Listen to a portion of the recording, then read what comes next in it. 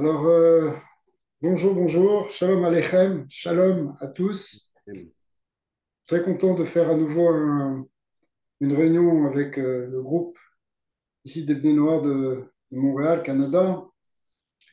J'espère que ça va aller en grandissant. Bon, Hachem, ça fait longtemps déjà que ça a commencé, faut pas lâcher, on lâche pas. Alors, on va faire un cours aujourd'hui basé sur un certain nombre d'enseignements qui ont été donnés par nos maîtres pour essayer d'éclairer la période actuelle. Alors, quand je dis la période actuelle, ça veut dire ce que le peuple d'Israël est en train de vivre d'un côté, mais comme le peuple d'Israël n'est pas dissocié des nations, donc ça implique en fait ce qui se passe dans le monde entier. L'actualité aujourd'hui, elle va très vite, elle se précipite. On vit en Israël une guerre, ce qui est un moment difficile. L'État d'Israël a vécu déjà plusieurs guerres, mais c'est une qui a une dimension un peu différente de celle des précédentes. On va essayer d'expliquer pourquoi. Et on va essayer d'expliquer l'enjeu véritable. La perspective qu'on va donner, ce n'est pas simplement une perspective politique. On va donner une perspective qui s'inscrit en fait dans l'histoire du peuple juif et de sa mission. Alors, la différence qu'il y a entre cette guerre et les guerres précédentes, il y a déjà eu des guerres qui ont été faites depuis l'indépendance de l'État d'Israël. Il y a eu des guerres en 48, en 60, en 67, en 73, en 82, et d'autres combats encore. Ici, c'est pas une guerre contre un autre pays, contrairement aux autres conflits qui étaient initiés en général par les pays arabes qui étaient autour d'Israël. Ici, c'est un conflit, en fait, si on réfléchit bien, avec des forces purement barbares.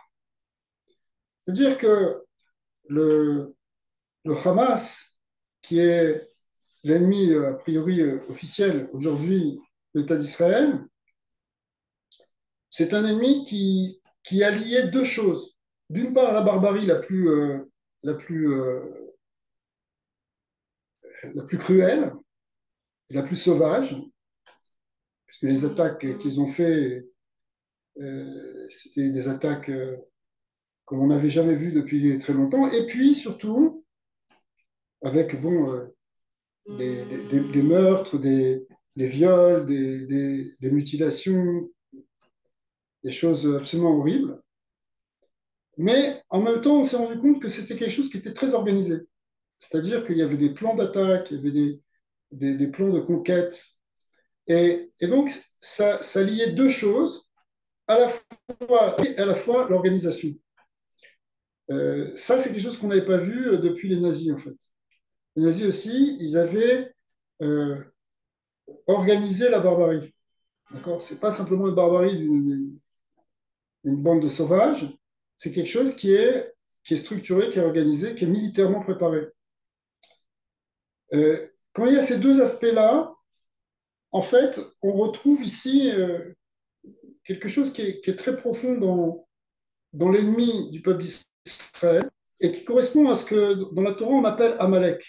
Alors Amalek, c'est, pour resituer l'histoire, c'est une bande, une tribu a priori de terroristes qui attaquent les Bnei Israël au moment où ils sortent d'Égypte. C'est-à-dire, si on reprend le livre de l'Exode, on voit dans la section Béchalar à la fin que va y avoir Amalek. Amalek est venu et a attaqué les Bnei Israël juste après la traversée de la mer Rouge. Ils étaient en chemin pour aller vers le mont Sinaï, pour recevoir la Torah, et c'est à ce moment-là qu'il attaque. En fait, Amalek, c'est une force du mal qui vient nous attaquer à chaque fois que le peuple d'Israël va passer à un autre niveau.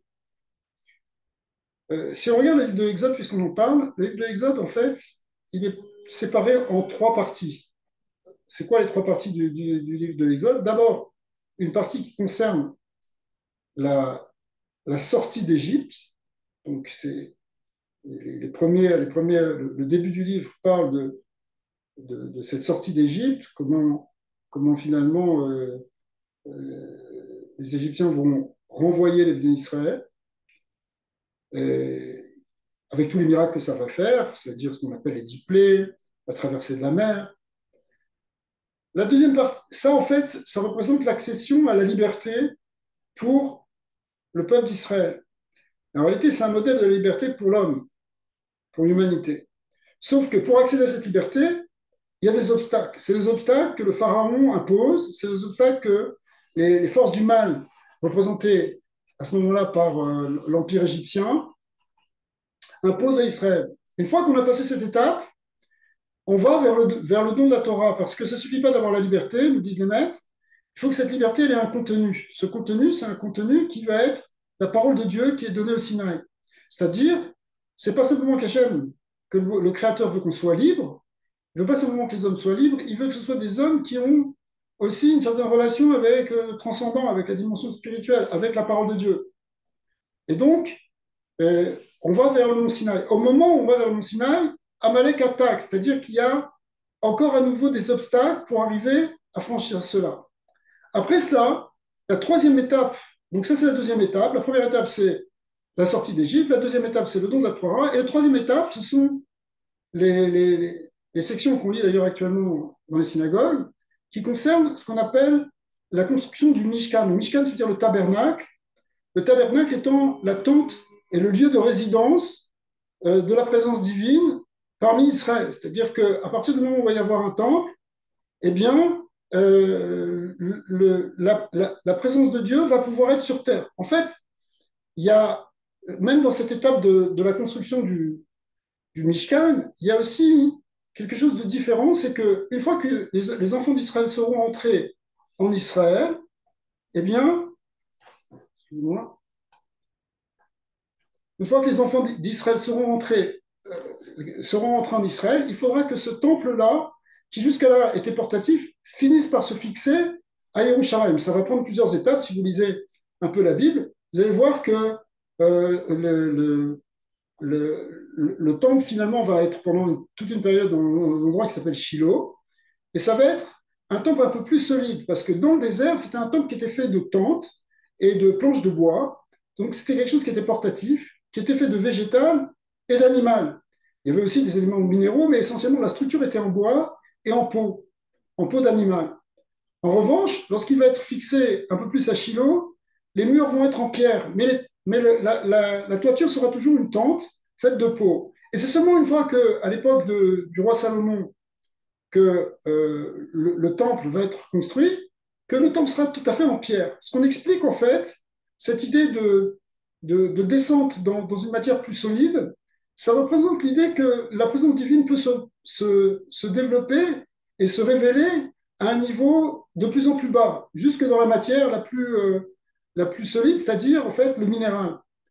Alors, ça, c'est la troisième étape. La troisième étape, c'est pas simplement d'être sorti d'Égypte, d'accéder à la liberté, c'est pas simplement d'y donner un contenu, mais c'est aussi que ce contenu, il se réalise concrètement par un dévoilement un dévoilement de la présence de Dieu dans le monde matériel, y compris même dans le monde le plus matériel.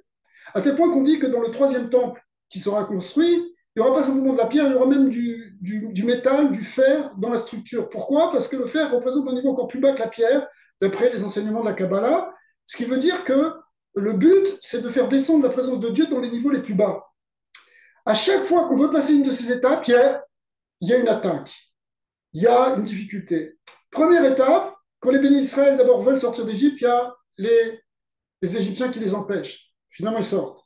Après ça, quand ils veulent accéder au don de la Torah, il y a Amalek, et on va revoir cette figure d'Amalek, on va le développer un petit peu, qui vient les attaquer.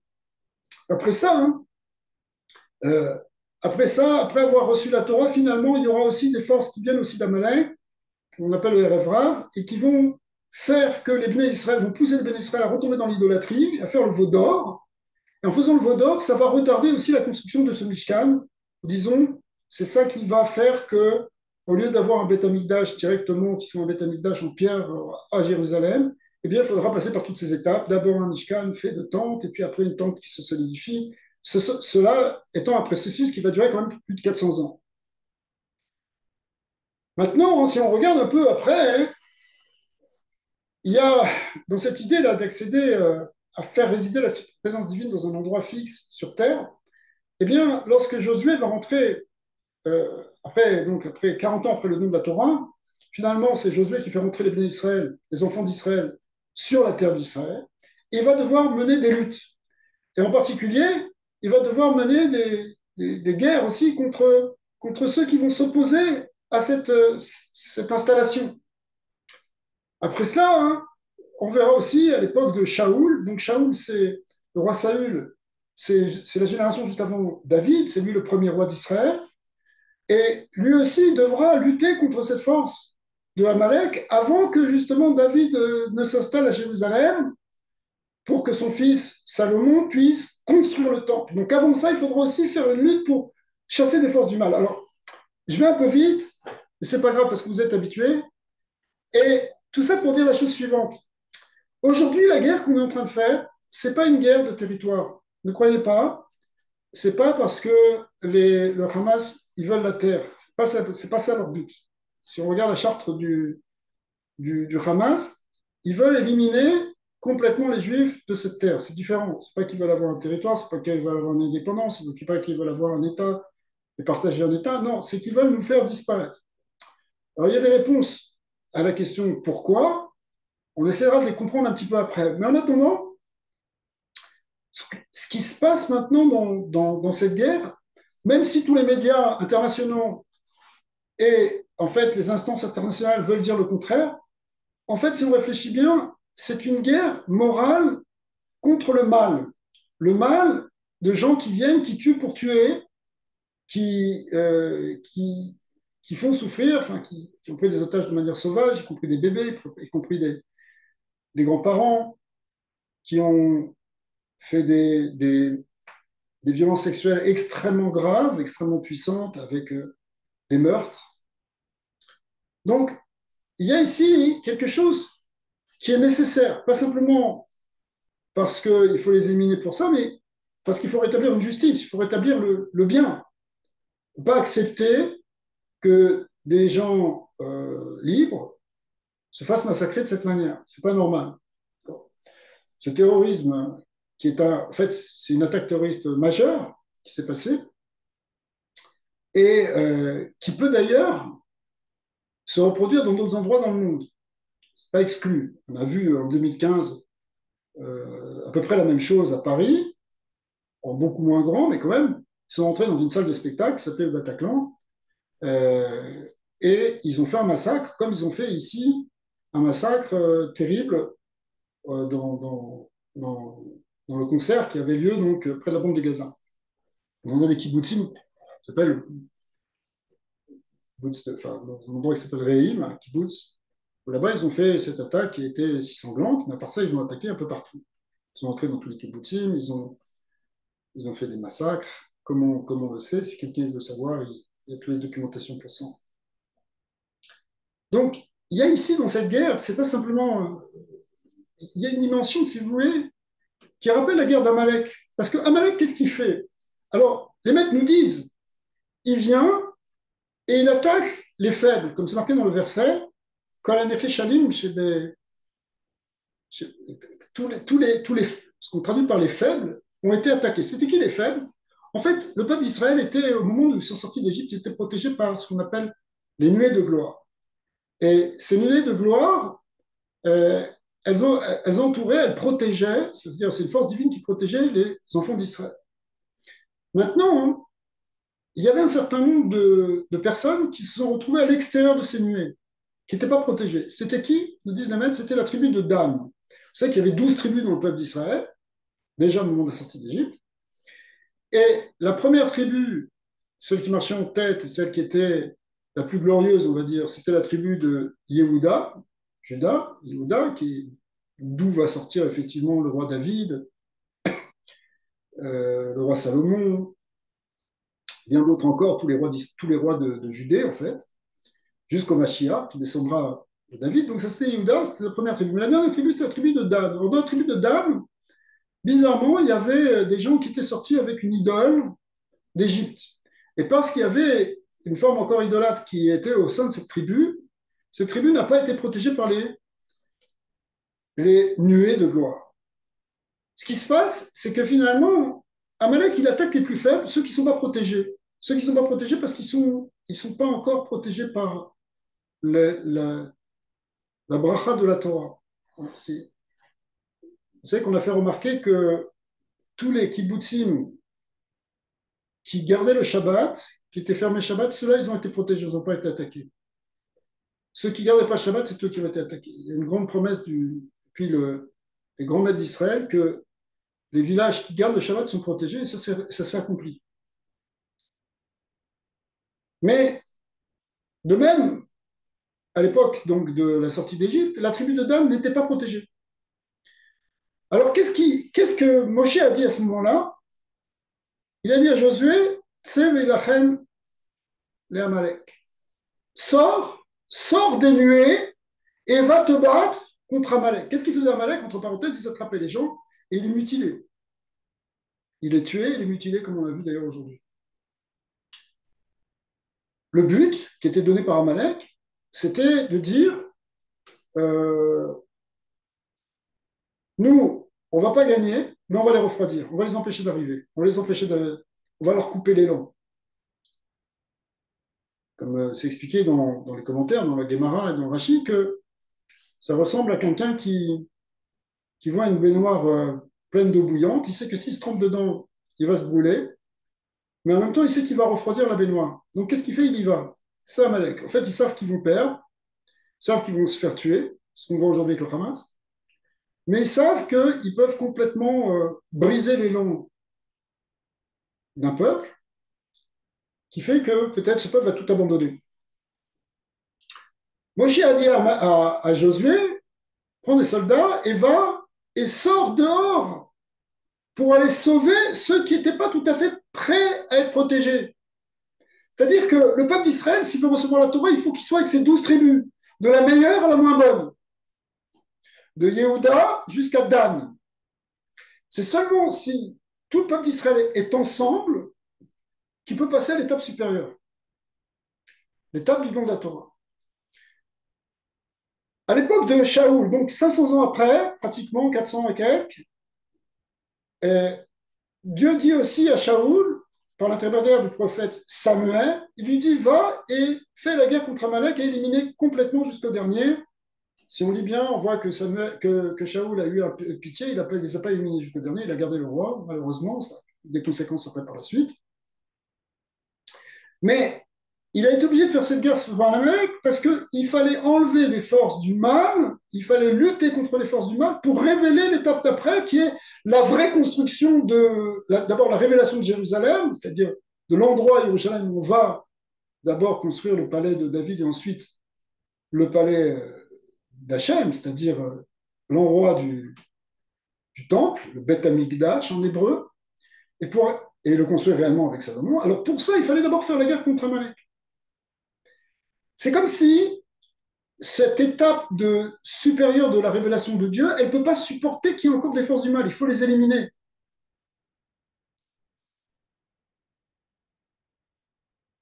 Vous savez que le temple, le premier temple, il a duré 410 ans.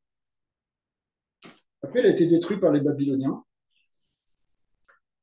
Mais il était prévu dans les prophéties de Jérémie que l'exil de Babylone, qui allait suivre la destruction du temple, enfin qui avait commencé avant, mais disons qui correspond à cette période, c'est pour ça qu'il y avait tout un problème de savoir comment compter les années, il avait dit que ça durerait 70 ans. Donc il y a plusieurs manières de compter les années. Effectivement, c'est toute une discussion très intéressante entre les despotes babyloniens et ensuite perses, qui avaient chacun leur manière de calculer, mais ils n'avaient pas la bonne manière. En tout cas, peu importe, ils se sont trompés à cause de ça.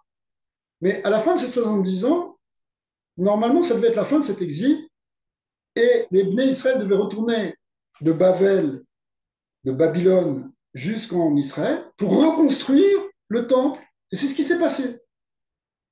C'est ce qui s'est passé, puisqu'il y a eu après ça la reconstruction du temple, c'est-à-dire la construction du second temple par Ezra Cohen, qui a ramené glorieusement les exilés de Babylonie les a ramenés en Israël, pas tous, certains sont restés en Babel, mais disons que ceux qui sont partis avec eux, avec lui.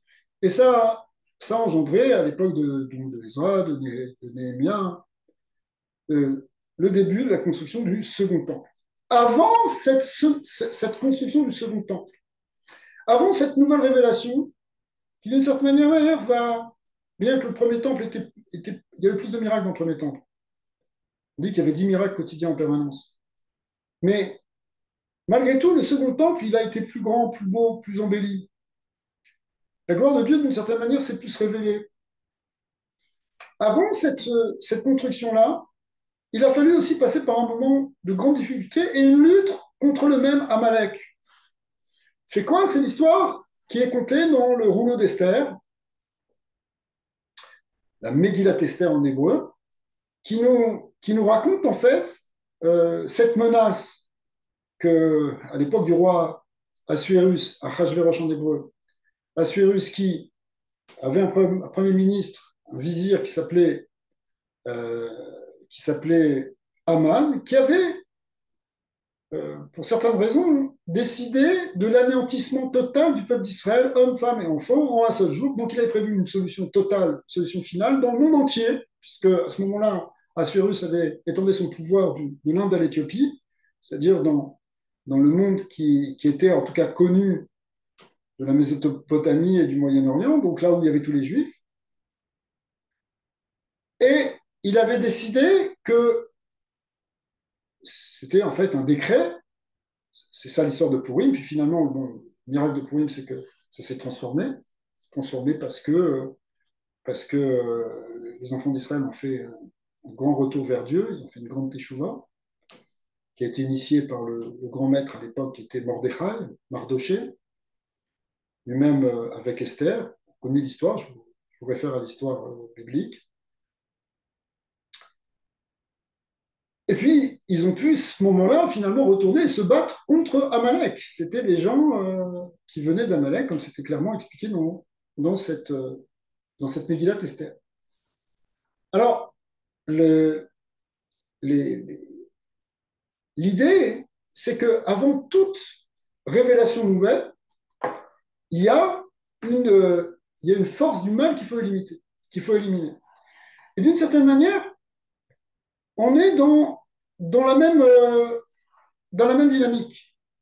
Aujourd'hui, les grands maîtres d'Israël, en particulier celui qui nous a tous inspirés, le rabbi de Lubavitch, qui était grand parmi les grands, qui a reçu une mission extraordinaire, qui a dépassé tout le monde, comme Mardoché a dépassé tout le monde à l'époque, a annoncé qu'on est dans une période de délivrance du peuple d'Israël, qu'on est en train de sortir de l'exil. Et effectivement, pendant cette période-là, on voit que les bénis d'Israël sont retournés en Eretz Israël, ils ont reconstruit une Médina, un État juif, ils ont reconstruit un pays, physiquement, spirituellement. Il y a encore beaucoup de choses à faire, les choses ne sont pas encore parfaites, il y a encore un problème d'unité. Mais pour passer à l'étape suivante, qui est justement l'établissement réel de la présence divine dans cette terre, par la reconstruction d'un temple. La reconstruction d'un temple, ce n'est pas quelque chose qui est une idée de quelques fanatiques, c'est tout le peuple d'Israël qui a prié pour cela 3 fois par jour pendant des milliers d'années. De ce point de vue-là, hein, on est arrivé à une étape nouvelle, une étape où qu'est-ce qui va se passer? Où est-ce qu'on va? La Torah est en train de grandir. Bien sûr, il y a des résistances à l'interne, des résistances à l'externe. On sait que le problème de l'unité, il est très aigu dans le peuple d'Israël. Depuis l'origine du peuple juif, il y a cette problématique, comme on voit dans l'histoire, dans la Genèse, où il y a une dispute majeure entre Joseph et ses frères, à tel point que les frères décident de tuer Joseph. Ils ne vont pas le tuer, mais ils vont le vendre. Ce qui revient au même, presque. Et une fois d'ailleurs, le Maharal de Prague, le grand maître de Prague au XVIe siècle, qui avait des relations avec tous les philosophes de l'époque. Une, une fois, je pense que c'était un archevêque qui lui a posé la question, il lui a dit, euh, écoutez, comment vous pouvez prétendre que vous êtes un peuple spécial alors qu'on voit que c'est vous qui avez le plus de problèmes. Vous êtes tout le temps en train de vous disputer. Vous n'avez pas d'unité. Maharal a dit, non, mais c'est à cause de l'exil. L'archevêque l'a repris, il lui a dit, non, c'est pas à cause de l'exil, c'était déjà à l'époque de Joseph et de ses frères. Le Maharal, avec humilité, lui a dit, vous avez raison. Vous avez raison, on a ce problème-là de manière forte. Alors la raison pour laquelle le peuple d'Israël porte ce problème-là d'unité, on est quelques-uns et on se dispute, c'est parce que si c'est réglé à notre niveau, si c'est réglé entre Joseph et ses frères, si c'est réglé entre les différentes tribus d'Israël, si c'est réglé entre les différentes factions de la communauté juive, si on arrive à le régler là où c'est le plus dur d'une certaine manière, Dieu nous a donné cette force à, à, contre laquelle il faut lutter, alors on va être une clé aussi pour toute l'humanité.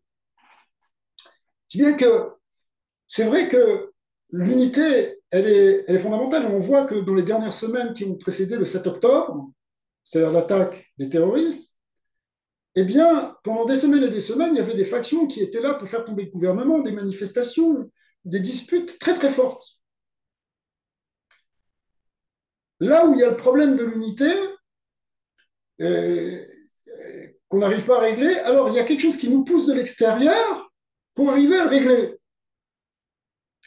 Quand Amalek a attaqué à l'époque de Moïse, et qu'il a attaqué donc les faibles qui étaient dans la tribu de Dan, qui n'étaient pas protégés par la Torah, il a demandé à ceux qui étaient dedans, la tribu de Yehuda, mais aussi les autres tribus, d'aller dehors pour les sauver.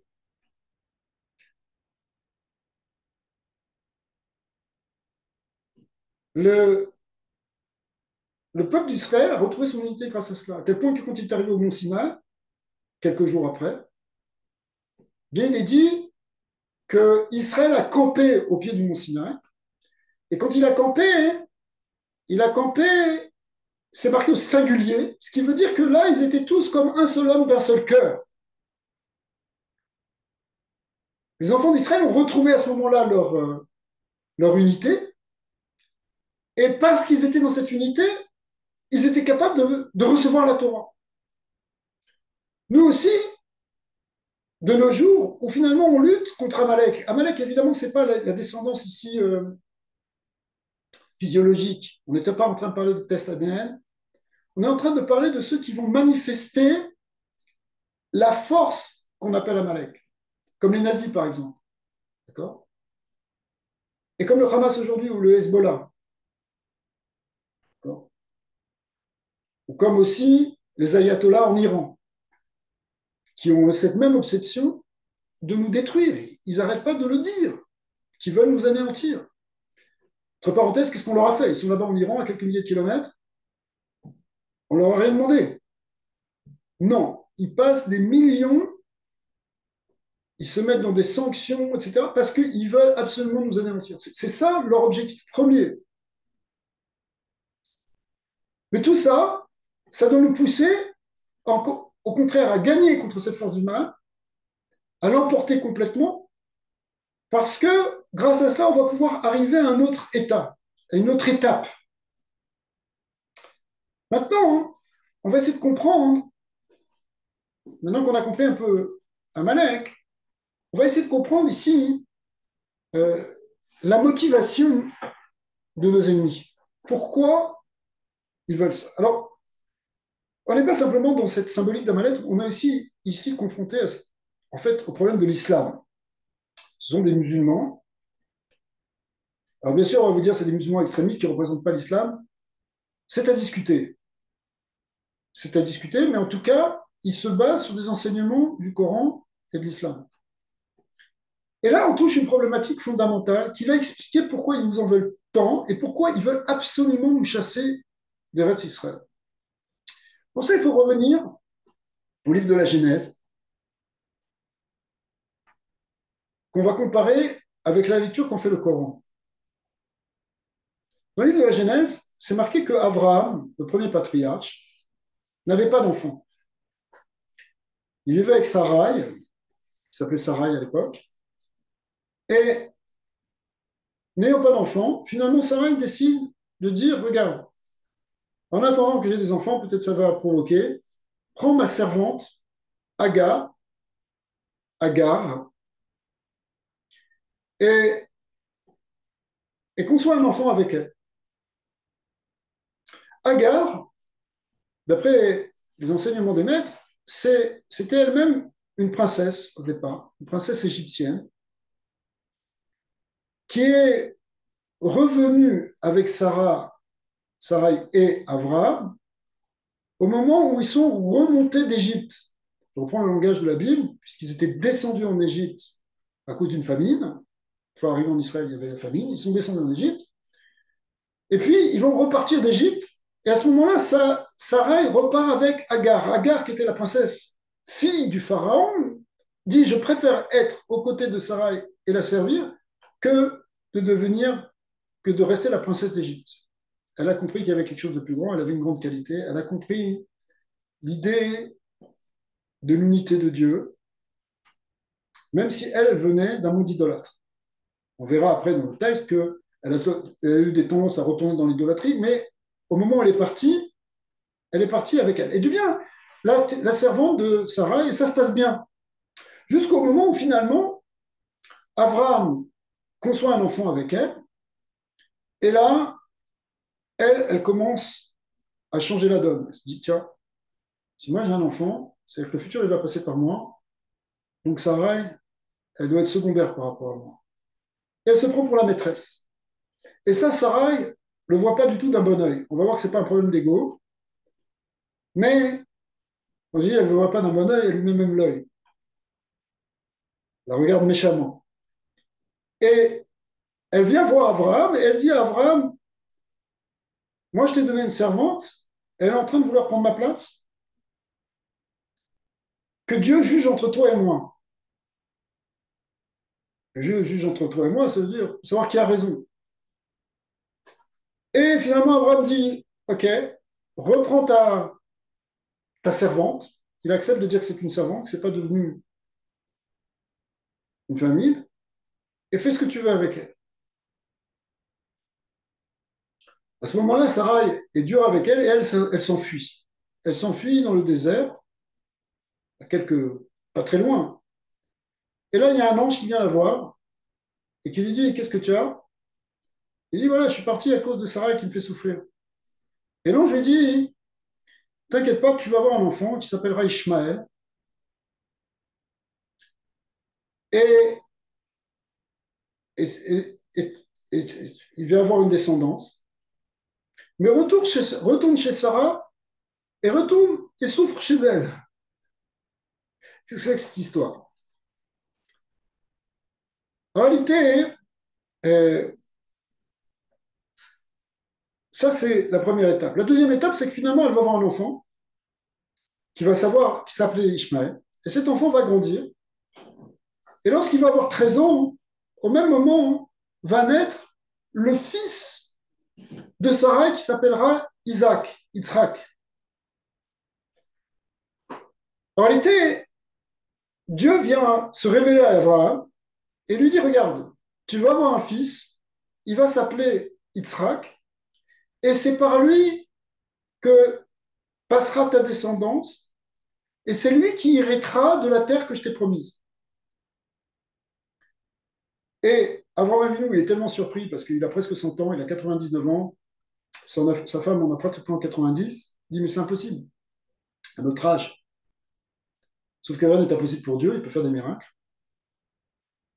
Et il dit mais, et là la fameuse parole où il dit oui, Ishmael, il a dit mais j'ai déjà Ishmael, qu'est-ce que tu viens me dire d'avoir encore un enfant à mon âge? Ça fait plus de sens. J'ai déjà quelqu'un qui peut hériter. Et Dieu lui dit non, ce sera Yitzhak qui va hériter. Mais puisque tu as demandé, sache que Ishmael aussi aura une grande bénédiction. 12 princes vont sortir de lui. Ils seront très nombreux. Et il partira. Après, on va voir un peu plus loin dans la Torah que Dieu demandera à ce que Ishmaël, lui, parte vers les Bnei Kedem, les fils de l'Orient, c'est-à-dire vers l'Orient, pour convertir, entre guillemets, le monde idolâtre païen au monothéisme. Par contre, toi, Yitzhak, tu hériteras de la terre et tu t'installeras sur cette terre pour y faire résider la présence divine. Ce sera le centre de diffusion, en quelque sorte, de la connaissance de Dieu. Ok, ça c'est la bénédiction. Finalement, Isaac naît. Ishmaël voit grandir son frère et il commence à lui jouer des mauvais tours. Metzachek, alors il y a une grande discussion parmi les maîtres, qu'est-ce que ça voulait dire, ce qu'il voulait faire, mais en tout cas, il s'opposait à Yitzhak, à tel point que Dieu va dire à Abraham, après que Sarah, encore une fois, se soit plainte, elle lui a dit, tu vas le renvoyer, lui et sa mère. Sors-les, renvoie-les. Abraham est déchiré, comment il peut renvoyer son fils?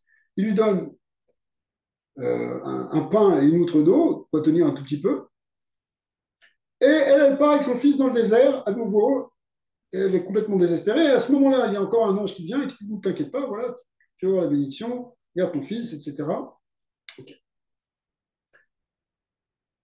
De manière générale, tous les grands maîtres du judaïsme disent que dans la vision ici qui est donnée de Ishmaël et de Isaac, cette opposition entre ces deux frères représente l'opposition qu'il y a entre, d'un point de vue, d'un côté, pardon, le peuple d'Israël, qui est Isaac, et d'un autre côté, Ishmaël, qui est l'islam. C'est bien le Rambam que d'autres grands maîtres du Moyen-Âge expliquent comme ça. Autrement dit, toute cette histoire, c'est une clé pour comprendre ici l'opposition qu'il y a entre l'islam et le judaïsme, ou l'islam et Israël. Sauf que, et là on va essayer de comprendre, d'après le Coran, hein, qui a été écrit quand même bien après la Torah, c'est relativement récent par rapport à la Torah, les musulmans ont réécrit le texte de la Torah de manière différente. Celui qui doit hériter, c'est Ishmaël, celui qui a été offert en sacrifice au moment de ce qu'on appelle la Hakeda de Yitzhak, c'est-à-dire le moment du ligotage de Isaac, c'était pas Isaac, c'était Ishmaël. Ils ont fait une réécriture de la Torah, à tel point que Maïmonide dit on peut établir des débats publics, des débats avec des chrétiens, avec des catholiques. Il y en a eu plusieurs qui ont été faits. Mais on ne peut pas en faire avec des musulmans. Ce qui a priori est bizarre. Pourquoi? Parce que les musulmans, au contraire, ne sont pas considérés comme idolâtres, alors que les chrétiens, d'après le Rambam, le christianisme contient une dimension d'idolâtrie. Il y a des statues, il y a un autre Dieu. Et pourtant, le Rambam dit, avec eux, on peut plus discuter qu'avec les musulmans. Pourquoi? Parce que c'est simple. Les chrétiens n'ont pas réécrit la Torah, ils ont écrit un second testament. Mais ils n'ont pas touché à l'ancien, ils n'ont pas touché à la Torah. Donc on peut discuter de la Torah telle qu'elle est écrite, puisqu'ils ont les mêmes références que nous. Et on peut dire, regarde, comment vous l'avez compris, comment nous on comprend. Et on pourra discuter de ça. Mais avec Ishmaël, avec l'islam, c'est plus difficile. Parce qu'eux, ils ont une réécriture de la chose, donc on ne se base pas sur la même chose. Toi, tu parles de ton monde, moi, je parle de mon monde. Comment on va communiquer? Et donc, en réalité, l'enjeu avec l'islam, c'est différent avec les chrétiens, comme on vient de l'expliquer. Avec les chrétiens, finalement, les juifs ont discuté, hein, la fameuse disputation de Barcelone en 1240 et quelques, avec le grand maître Rabbi Moshe ben Nachman, Paul Christiani, qui finalement avait vu la victoire de Moshe ben Nachman, qui a dû quand même s'enfuir après ça parce qu'il était en danger. Ça, c'est des discussions qui ont eu lieu. Avec les musulmans, la discussion, elle est beaucoup plus radicale. Elle est de savoir quel est le texte qui est le vrai. Est-ce que c'est le Coran ou est-ce que c'est la Torah?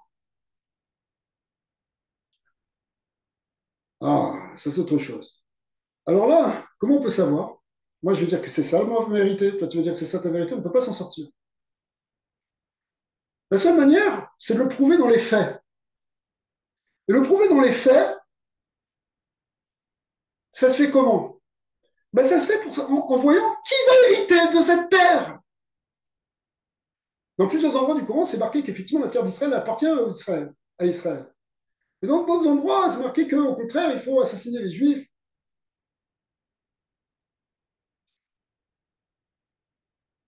Si les béné Israël, aujourd'hui, s'établissent complètement sur cette terre d'Israël, complètement, je dis bien complètement parce que ce qu'on vous dit, Judée-Samarie, les colons, etc., il faut comprendre qu'est-ce que ça veut dire Judée-Samarie. La Judée, c'est l'endroit où il y avait tous les rois de Juda. C'était le cœur du royaume de Juda. La Samarie, c'était le cœur du royaume d'Israël. Vous savez, quand ça a été scindé en deux royaumes. C'est comme si tu disais l'île de France en France. C'est comme tu disais la ville de Québec au Québec.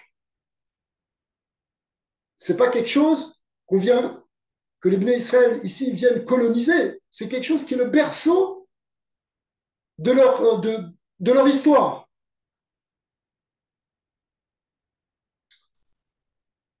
Si les Bnei Israël s'installent complètement et reconstruisent même le temple, alors là, hein, la lecture que la Torah fait, que la terre d'Israël a été donnée à Israël et pas à Ishmaël, c'est elle qui va s'avérer vraie. Du coup, c'est embêtant pour l'islam. Pourquoi c'est embêtant pour l'islam? C'est embêtant dans un premier temps, mais en réalité, c'est leur solution. Parce que lorsque Dieu dit à Agar, qui est donc la mère de l'islam, il lui dit retourne chez Sarah et souffre chez elle. C'est pas souffrir pour souffrir, pas masochisme dans la Torah. Ça veut dire va et grandis avec elle. Va et inspire-toi d'elle. Va et apprends d'elle. Jusque-là, Agar, elle est la servante. Ishmaël est le fils de la servante. C'est dégradant. Qui veut être une servante? Oui, bah Agar, elle avait compris que c'était bon. Parce que servant, ça ne veut pas dire quelque chose qui est négatif. Si vous vous mettez au service d'un grand homme, vous allez grandir avec lui. Il vaut mieux être aux côtés de quelqu'un qui est ce qu'on appelle dans la Torah un tzaddik, un juste, quelqu'un qui est. Et, et être à ses côtés pour l'aider, que d'avoir l'orgueil que moi je me prends pour plus que lui. Évidemment, il faut chacun qu'on connaisse notre place. Pas une question d'orgueil ici, c'est une question de connaître sa place. Et Ishmaël a tout à gagner. Aujourd'hui même, on le comprend, même à un niveau très profane. Les pays arabes ont tous un très grand intérêt à être alliés avec Israël. Pourquoi être contre lui? Le Moyen-Orient, il peut être, être, être une réalisation magnifique s'il y a cette coordination. Si les musulmans sont capables de s'inspirer d'Israël, sont capables de voir à un niveau politique, à un niveau scientifique, à un niveau relationnel, ce qu'ils peuvent apprendre du peuple juif. C'est ça ce que Dieu il dit à Agar, retourne chez Sarah, souffre un peu, ça veut dire, brise ton ego pour être à côté d'elle.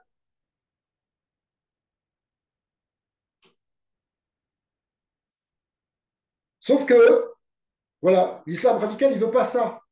Il va se battre jusqu'au bout pour dire non, c'est la lecture du Coran qui est juste. Vous, vous avez falsifié le Coran. C'est ce qu'ils disent. Nous, on a falsifié dès le départ la Torah, mais en réalité, parce qu'on savait que l'islam allait venir, et d'abord, au lieu d'avoir marqué que c'était Ishmaël qui a été offert en sacrifice par Abraham, offert, enfin, amené sur un autel par Abraham, on a écrit que c'était ça. Ça, c'est la lecture coranique, que c'est nous les falsificateurs.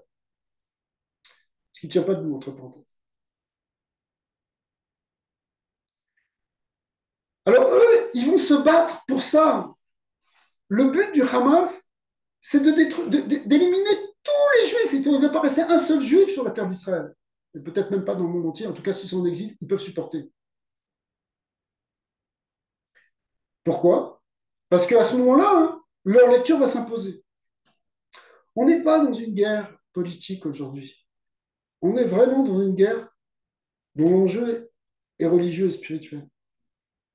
C'est ce qu'on n'aime pas dire en Occident. C'est ce qu'on n'aime pas dire même dans les, les, les zones, les franges dirigeantes en Israël. On est dans une guerre, eux, ils le disent. C'est un djihad, c'est une guerre. Vraiment, si on dit ce qu'ils disent, c'est vraiment ça. Mais en réalité, oui, c'est ça l'enjeu. Donc, ce qu'on a dit maintenant, hein, c'est qu'il y a une double dimension. Il y a la dimension d'Amalek, qui sont les forces du mal, qui ressurgissent sous forme de barbarie, une barbarie structurée et organisée. Mais en fait, cette barbarie-là, elle est corrélative ici d'un enjeu spirituel qui est très très important. Encore une fois, d'après la lecture de la Torah, Ishmaël n'est pas maudit, il est béni. Regardez bien dans le texte, vous allez voir, sa bénédiction, elle est immense. Ils vont avoir des territoires immenses, c'est le cas. Ils vont avoir une richesse immense, c'est le cas. Ils vont avoir une population immense, c'est le cas. Ils vont toucher, on voit aujourd'hui, c'est bientôt il y aura 1 milliard de musulmans dans le monde. C'est énorme, 15 millions de juifs. Au niveau du territoire, Israël, c'est grand comme une Josée, le territoire français. Le Moyen-Orient, les pays arabes, c'est des centaines de fois plus grand. Il y a de l'espace. Aujourd'hui, tous les pays du monde sont en train de dire la seule solution, c'est qu'il y ait 2 États. En Israël, il y a des gens qui ont cru, au moment des accords d'Oslo, qui ont cru que c'était la solution pour qu'il y ait la paix, qu'il y ait 2 États. Ils ont voulu, ils ont proposé à plusieurs moments. En vérité, ça avait commencé déjà, les accords d'Oslo, c'est en 91, mais ça avait commencé déjà en 1948, en 47, où les Arabes ont refusé la partition d'Israël. Et à chaque fois, ils ont refusé qu'il y ait 2 États. Il y a même des moments où on leur a proposé pratiquement tout ce qu'ils demandaient, 96%, 94 ou 96% de leurs demandes. Ils n'ont pas voulu. Ils ne veulent pas et on comprend parce qu'il y a un fond derrière. Vous ne croyez pas. Même le Fatah qui est en Cisjordanie, etc., ils ont ce même fond. Ils veulent pas qu'il y ait 2 États. Mais la logique des nations, c'est de dire on va partager, on va dire voilà, moitié-moitié, chacun une partie. Cette logique-là, les dirigeants d'Israël l'ont enclenchée pendant des dizaines d'années. Aujourd'hui, je ne suis pas sûr. Aujourd'hui, c'est plus la majorité. La grande majorité du peuple d'Israël ne veut plus 2 États. Ils savent que c'est un mensonge, que ça ne passera pas. Qu'en 2005, les Israéliens qui étaient dans une petite partie de la bande de Gaza, qui s'appelait Gush Katif, sont partis. C'était un moment d'ailleurs tragique, dramatique. On a expulsé des Juifs de leur maison qu'ils avaient construite pendant 20 ans. On n'avait jamais vu ça depuis très longtemps. Les gens pensaient que, au moins à Gaza, ok, il n'y aura plus de présence juive, comme si on prenait beaucoup de place là-bas d'ailleurs. On voit ce que ça a fait. Ils ont mis des milliards en argent, ramassé pas simplement au Qatar, mais ramassé en Europe, aux États-Unis, pour au lieu de faire développer leur population qu'ils ont laissée dans la misère, pour développer des armes de plus en plus puissantes, des tunnels, des kilomètres et des kilomètres de tunnels de béton armés, une obsession absolue de vouloir nous détruire. Comment est-ce que vous pensez faire 2 États avec des gens qui veulent vous anéantir? Pas de sens. C'est tellement illogique aujourd'hui que des Macron ou même des Biden ou des Trudeau parlent de 2 États, c'est tellement illogique que ça prouve autre chose encore. Ça prouve autre chose. Il y a un troisième personnage dont on n'a pas parlé, qui était le frère jumeau de Jacob, qui s'appelle Esav. Esav, les maîtres, de même qui nous ont dit que Ishmael représente l'islam, Esav aussi dans une certaine lecture représente l'Occident, le monde chrétien, le monde occidental. Esav aussi, il a une haine contre Yaakov. On l'a vu aussi dans l'histoire. Même si ça s'est quand même nettement calmé depuis les accords de Vatican II, depuis qu'il y a eu quand même un grand mouvement dans le monde catholique et le monde chrétien hein, de fraternité avec Israël. Malgré tout, il y a une tendance qui est toujours là. Quand Ésaü, si vous regardez dans le texte de la Genèse, il a vu que ses parents n'étaient pas contents qu'il avait épousé des femmes de Canaan qui étaient des idolâtres. Il s'est dit, pour leur faire plaisir, je vais aller épouser une fille d'Ishmaël, ça reste dans la famille. Ishmaël, c'est quelqu'un de bien. En vérité, c'était un grand mensonge de sa part parce qu'il n'a pas divorcé des deux premières femmes qui continuent à faire des pratiques idolâtres chez lui. Mais pour avoir l'air bien, il a épousé une fille qui venait de la famille d'Abraham. Comment s'appelait cette fille d'Ishmaël? En hébreu, elle a un nom très amusant. Elle s'appelait Mahala. Mahala en hébreu, ça veut dire maladie. Maladie. La maladie, fille d'Ishmaël. C'est quoi la maladie de l'islam aujourd'hui? C'est cette folie de vouloir nous anéantir, au lieu d'être au contraire dans une proximité avec nous. Cette folie-là, Esav, il est capable d'épouser ça. Est-ce que c'est pas fou, après ce qui s'est passé, de dire, ben, on va leur donner deux États? Mais comment tu vas leur donner deux États? Alors ça veut dire qu'il faut faire un acte terroriste majeur, tu vas gagner un État. Bravo. Ça va vous arriver en France, monsieur Macron. Il va y avoir un État dans l'État. Seulement la charia pourra fonctionner. Ça, vous voulez? On n'est pas loin de ça non plus. Hein. Pas si loin que ça. Réellement. Pas rire. Parce qu'il y a des zones où la police ne rentre pas, où c'est la charia qui fait fonctionner les lois de la ville, ou du quartier, ou de la banlieue, dans plusieurs endroits d'Europe. Que ce soit en Belgique, que ce soit en France, que ce soit dans d'autres endroits, même en Angleterre. Parce que Esav, il épouse la fille d'Ishmaël, d'une certaine manière, il épouse cette folie, cette maladie. C'est une maladie, cet islamisme. C'est une vraie maladie pour le monde. Et ça, il est capable, c'est-à-dire les dirigeants occidentaux, ils sont capables d'épouser cette idée. Oui, il faut deux États. Mais comment deux États? Deux États avec des gens qui veulent uniquement vous détruire? C'est pas possible. Non, c'est juste le Hamas. C'est pas vrai. Regardez, si vous voyez des vidéos, on voit hein, quand ils ont ramené des otages, parfois comme des trophées, ils étaient accompagnés par une foule entière qui chantait, qui dansait. Les choses ne sont pas évidentes. C'est pas évident. C'est pas parce qu'on aura détruit le Hamas aujourd'hui, on espère que ça va se faire, qu'il ne va pas renaître de ses cendres. Les enfants qui naissent maintenant, ils seront un terreau extraordinaire pour l'embrigadement dans l'idéologie islamo-nazie d'Amalek.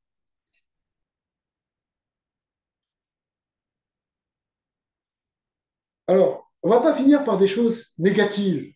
C'est juste un constat de savoir ce qui se passe aujourd'hui, surtout si malheureusement on est simplement influencé par une propagande très très forte dans le monde entier pro-palestinienne, dans toutes les zones, ils sont très forts pour ça. Dans les mouvements de gauche, dans les mouvements jusqu'à l'Afrique du Sud qui portent plainte contre le génocide, mais on est dans un délire absolu.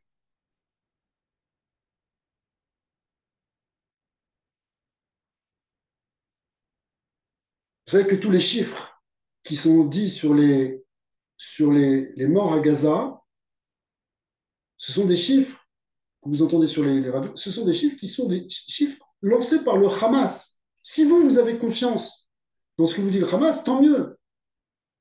Ils vous disent 10 000 morts, 15 000. Personne n'a vérifié. C'est eux qui disent ça. Quand même, on sait que l'armée d'Israël, elle prévient 48 heures, elle envoie des tracts, elle téléphone à chaque personne avant de détruire un immeuble. On n'a vu ça nulle part. Ça, c'est depuis des années qu'ils font ça. Alors, pour finir quand même sur quelque chose de positif, c'est que notre foi, la foi d'Israël, elle est que, avec l'aide de Dieu, on va passer à quelque chose de mieux. Dans tous les moments de grandes difficultés, les enfants d'Israël finalement trouvent en eux une force, ils se retournent vers Hachem. Il y a actuellement un moment de teshuva, de retour vers Dieu fort en Israël, un mouvement d'unité qui fait que le Créateur va nous entendre. On ne sépare pas l'histoire biblique ancienne de ce qu'on vit aujourd'hui. Ce sont toujours les mêmes patterns, les mêmes modèles, les mêmes matrices. Et Bezat Hashem, de même que après la guerre contre Amalek, on a reçu la Torah. Après la deuxième guerre contre Amalek, on est rentré en Israël. Après la troisième, on a construit le premier Beth Amikdash. Après le quatrième, on a construit le deuxième Beth Amikdash. Après cette guerre, Bezat Hashem, on va construire le troisième Beth Amikdash qui sera définitif. On amènera ce qu'on appelle la Géoula, la liberté pour le monde. Le messianisme juif, les amis, c'est pas, comme on va vous le dire dans certaines radios, un truc obscurantiste d'extrémistes juifs. Ils adorent nous voir comme ça. Le messianisme juif, c'est la parole qui veut amener la liberté à l'espèce humaine. Ce sont les prophéties d'Isaïe qui disent que le loup et la brebis vont pouvoir être côte à côte, qui représentent les nations les unes à côté des autres, comme l'explique Maïmonide, qui, au lieu de se faire la guerre, pourront vivre en paix. C'est ça le messianisme juif. Le messianisme juif, il est pour amener la paix et le bien dans le monde. On n'est pas des obscurantistes, on n'est pas des extrémistes, on est des gens qui aiment la vie. En face de nous, on a des gens qui aiment la mort, qui sont prêts à mourir simplement pour amener la force du mal dans le monde, pour nous refroidir, pour nous empêcher d'avancer vers cette paix, pour nous empêcher d'avancer vers cette ère où il y aura l'amour et l'harmonie dans le peuple juif et surtout, il y aura la justice. Alors, Hachem, qu'on puisse, qu'on puisse voir dans les jours qui viennent et dans les semaines qui viennent des grands miracles et que Akadosh Baruch Hu, le Saint béni soit-il, se révèle non seulement pour sauver son peuple, mais pour le bien de toutes les nations.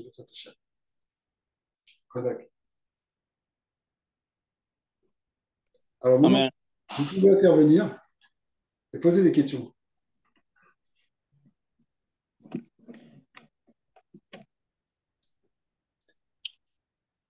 Pas de questions? Vous avez que des réponses. Parfait. C'est génial. Non, mais le sujet est tellement vaste que on ne sait pas par où commencer, c'est toujours le même problème. Bon, j'espère Mais que c'était pas un peu trop, c'était pas trop pardon. intense. Bon, le cours est enregistré, on pourra le réécouter. Parce que c'est parti un peu dans. J'avais beaucoup de choses à dire alors. C'était peut-être pas aussi bien organisé que ça aurait pu l'être. Mais en tout cas, voilà, je voulais vous transmettre ce message, qui est un message en fait d'espoir. On est en lutte contre des forces qui sont vraiment les forces du mal. Il faut qu'on n'ait pas peur de dire qu'on est du côté du bien. Tout à fait. On est du côté du bien Oui. contre les forces du mal. C'est clair, c'est pas manichéen, c'est la réalité qu'on est en train de vivre actuellement. Ouais. Parfait. Ouais. Voilà, voilà. Arrêtez l'enregistrement.